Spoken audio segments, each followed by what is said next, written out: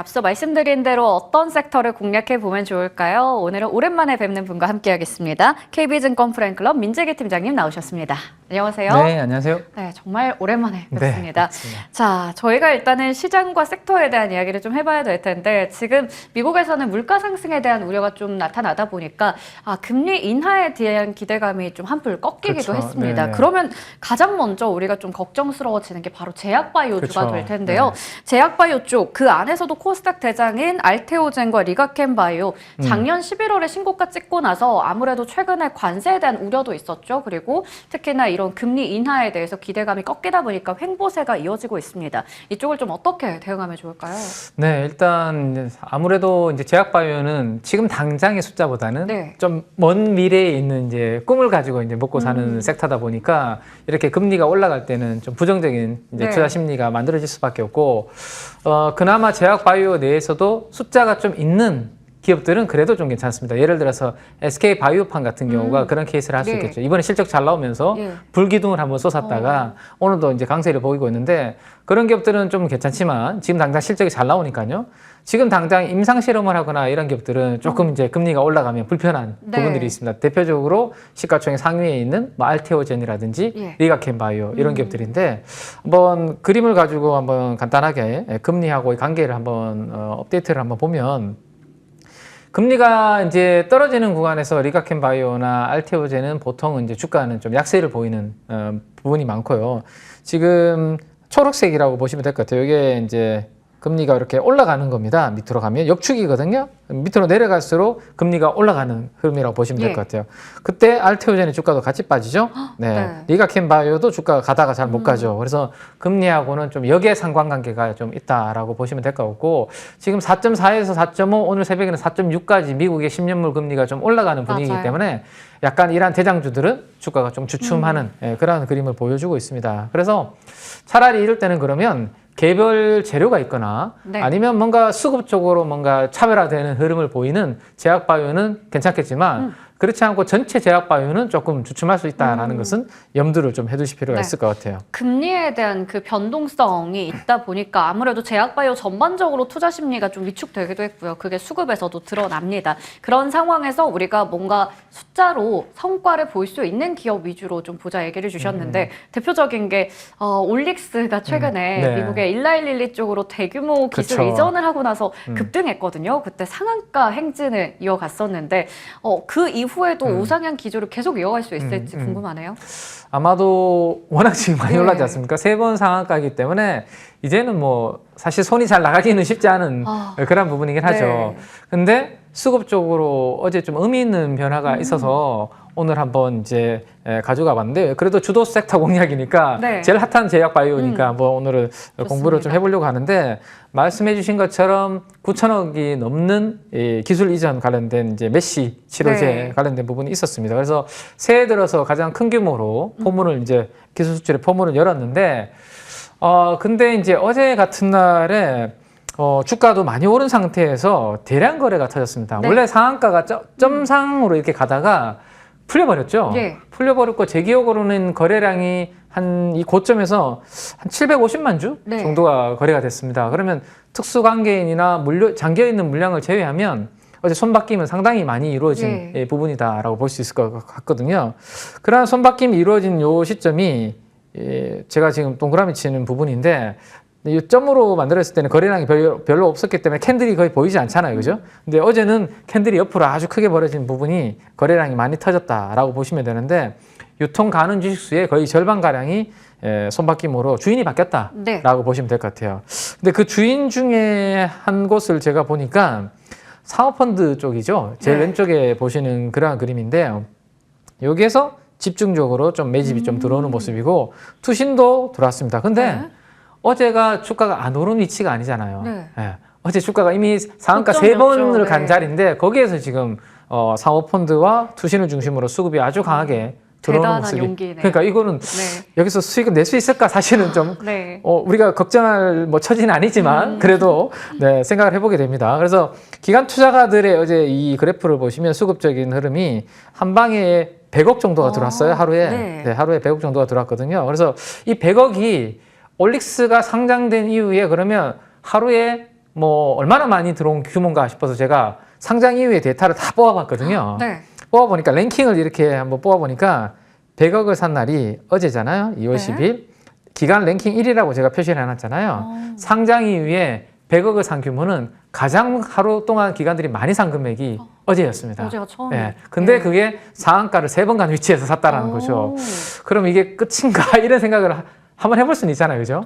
네. 뭔가 자신이 있으니까 그쵸. 그 위치에서 100억을 저는 베팅하지 않았을까라는 생각에서 오늘 한번 요거를 알고는 있어야 되지 않을까라는 생각이 가져왔고, 1912와 과거에 기술 수출한 케이스가 2015년도에 하나가 있었습니다. 네. 지금 그림에서 보시는 이제 한미약품이죠. 보통 비만 치료제 네, 대장으로. 그때 비만 치료제 대장으로 우리나라에서는 한미약품을 이제 많이 보고 있는데 2015년도에 1912 쪽에 기술 수출과 관련된 여러 가지 이슈들이 엮이면서 네. 주가가 10만 원에서 60만 원까지 저렇게 한번 뭐 다양한 케이스로 갔던 경우가 있기 때문에 그때 대비해서 그럼 이번에 상한가 3번이면 아직 좀 남은 거 아닌가? 뭐 이런 네네. 생각들도 한번 해볼 수 있을 것 같고요. 최근에 릴리하고 기술 이전을 한 건 아니지만 보시는 것처럼 우리 기술 평가하는 거 비만 치료제 네. 계약한 거 있어라는 소식에 퓨처킴의 주가가 한번 확 날아갔었죠. 네. 네. 근데 이 퓨처캠의 시가총액이 어제 기준으로 약 2조 3천억에서 2조 4천억입니다. 페트롤인가요? 죄송합니다. 네. 페트론입니다. 네. 갑자기 퓨처캠이 나왔죠. 그것도 비만 쪽. 네, 오래간만에 제가 출연하다 보니까 펩트론이죠. 네. 펩트론이 일라일릴리하고 요 계약을 맺으면서 릴리하고 뭐 할 정도면 얘네들이 뭐가 있구나라는 네, 네. 기대감으로 2조를 넘게 주가가 갔거든요. 근데 아직까지 올릭스는 주가가 좀 올랐지만 아직까지 8천억 뭐 이렇게 있으니까 그러면 펩트론은 저 계약만으로도 갔는데 올라갈 수 있지 않을까 뭐 이런 생각들도 해볼 수 있을 것 같고요. 그리고 이제 올릭스의 이번에 이 수출한 부분들 메시 외에 추가적으로 이어질 수 있는 부분이 사실 저도 이제 매일 정해진 시간에 네. 탈모약을 저도 하나씩 먹고 있습니다. 네. 예방 차원에서 요즘 먹고 그렇게 있는데 많이 드시더라고요. 이게 네. 스트레스 때문에 탈모 심한 분들 많으시죠. 예. 네. 그리고 뭐 비만 쪽으로도 이게 확장이 될 수 있다라는 부분에 기대치도 있기 때문에 회사 측에서도 뭐 빅파마와 거래 협의 중이다라는 기사도 얼마 전에 좀 나왔었거든요. 그러면 요 가격대에서 어제 대량 거래가 터진 가격대에서 크게 무너지지 않고 혹시나 좀 잘 버티는 그런 그림이 나타나고 기관 투자가들도 어제 100억 정도가 들어왔는데 그 수급이 빠져나가지 않는 그런 그림이 만약에 만들어진다면 저는 적어도 한 번의 슈팅이 더 나올 수는 있지 않을까라는 생각에 지금 사시라고 하면 아무도 쉽게 손을 못 나갈 겁니다. 네. 그죠? 근데 혹시라도 우리 머니투데이 시청하시는 시청자분들 중에서 혹시 잘 편성을 하셨거나 아니면 어제 사셨거나 네. 하는 분들은 한번 이 부분들을 바탕으로 한 번에 더 슈팅이 나올 수 있는 기대감을 가지고 한번 재밌게 한번 지켜보시는 괜찮을 것 같고 대신에 어제 100억이 들어왔는데 말이죠. 그 100억이 만약에 나가버린다라면 그거는 이제 제가 봤던 수급적인 포인트가 네. 사라지는 거니까 네. 그때는 이제 리스크 관리를 한번 염두에 두시고 고민을 해보실 필요가 있을 것 같고 그런 나가는 그림이 없다라면 추가적인 아마 이번에 기술 수출한 금액이 9,100억이니까 8천억 초반이니까 적어도 그러면 수출 금액까지는 보통 가는 경우가 있거든요. 네. 그래서 9천억에서 한 1조 정도는 단기적으로 슈팅이 나올 가능성을 염두에 두시고 한번 모니터링 해보시는 것도 괜찮지 않을까. 네. 네. 네. 상한가 3번에 가다 보니까 처음 갔을 때 따라잡을까?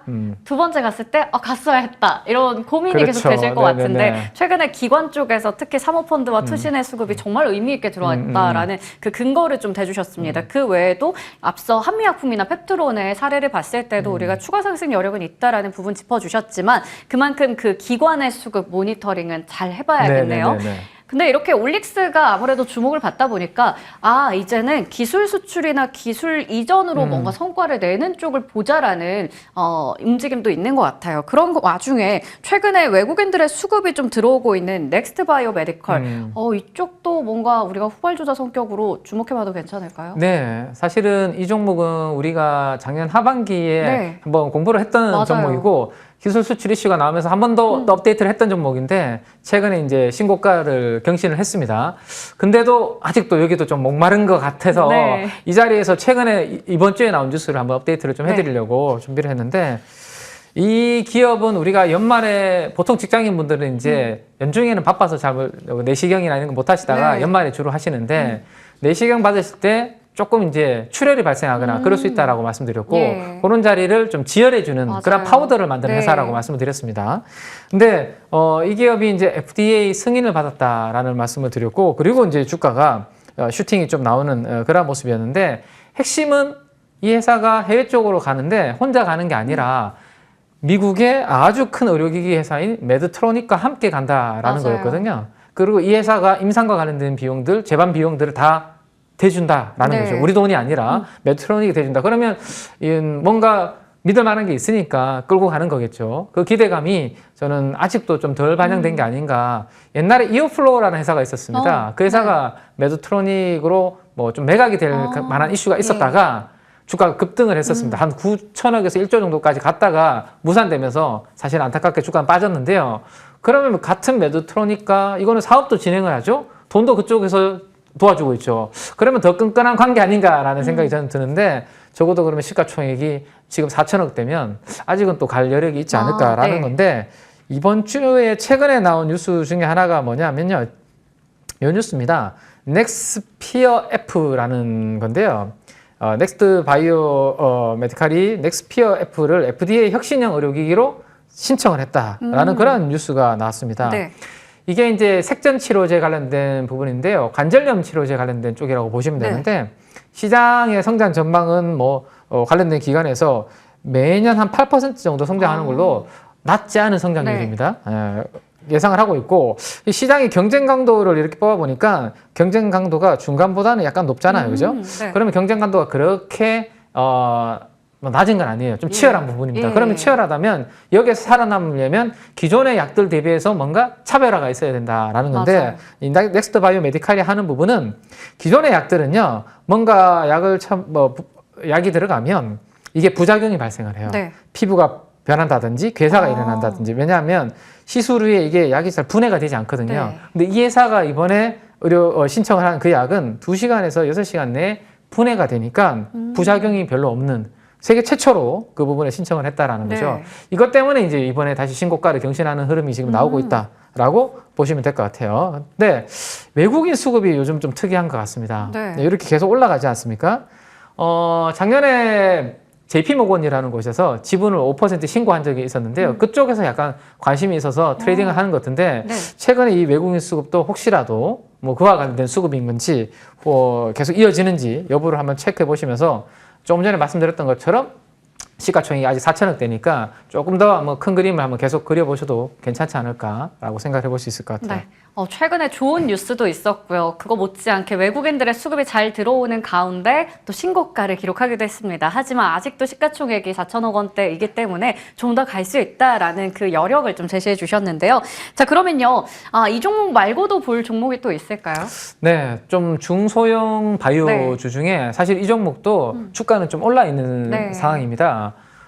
그런데도 불구하고 이제 한번 보는 이유는 여기도 마찬가지로 사모펀드의 수급이 최근에 아주 강하게 들어오고 있는데 그 이유는 이 회사는 유한양행 쪽으로 이제 그 우리가 피부 관련해서 네. 알레르기 치료제 관련된 부분 기술 이전한 게 있는데 보통 기술 이전을 하면 그 금액만큼 제가 아까 말씀드렸던 게 시가총액이 형성되는 경우가 많다라고 말씀드렸잖아요. 근데 1조 4천억 정도가 되는데 7천억 정도에서 아직 이제 시가총액밖에 안 하기 때문에 그 부분을 아마 사모펀드 쪽에서는 염두에 두고 다른 기업들과 비교를 해보겠죠. 기술 이전을 했을 때 이 정도 시총이 형성됐는데 이 기업은 아직까지 그렇게 안 되니까 최근에 수급 들어오고 주가는 좀 올라가는 케이스가 있는 것 같습니다. 그래서 GI 이노베이션 같은 경우는 최근에 사모펀드 수급이 들어온 이유는 아마 그런 부분들 때문이다라는 생각이 들고 혹시라도 그와 관련된 부분들로 인해서 주가 움직임이 좀 나타날 가능성이 있을 수 있다라는 부분을 염두에 두시고 한번 체크해 보시면 좋을 것 같습니다. 앞서 봤던 두 종목도 이제 신고가 영역이었지만 이 GI 이노베이션도 네. 상당히 많이 올라와 올라있죠. 있습니다.